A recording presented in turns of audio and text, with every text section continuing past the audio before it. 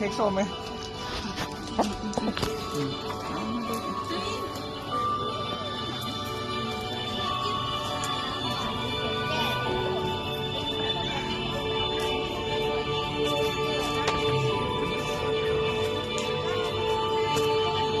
เอาน้ำอะไรเดี๋ยวคนเยอะ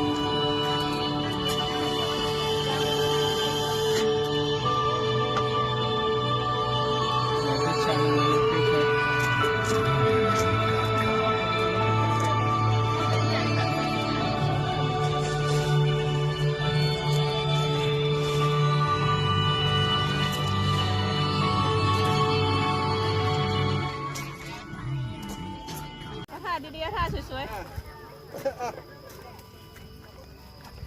ท่าสวยๆ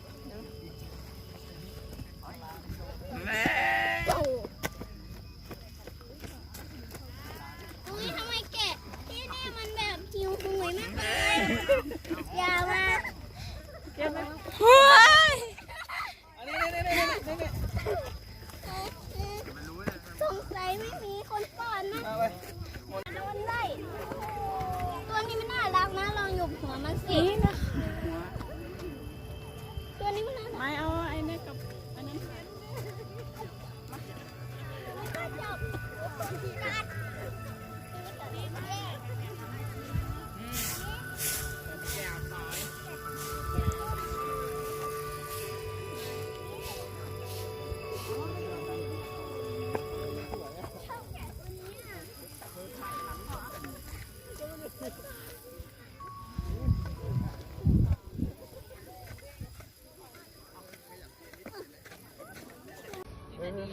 เป็นฝูงเลย ได้แบบเยอะแยะ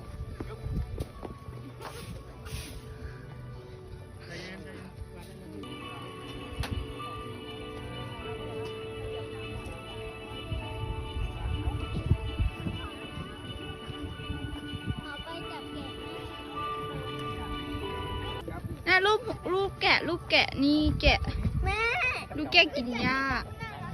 นี่น้องแกะ นี่ทำไมมันเหมือนแบบที่เช็ดเท้าเลยวะ น้องแกะน่ากินอร่อยมากอุ้ยน้องคนนี้ก็กินย่ำน้องนอนน่ะน้องกินอร่อยไหมคะอร่อย ตัวนี้น่ารักดิ อ ตัวนี้ให้จับไหมตัวนี้ทำไมมันเหมือนหนูจังเลยอ่ะโห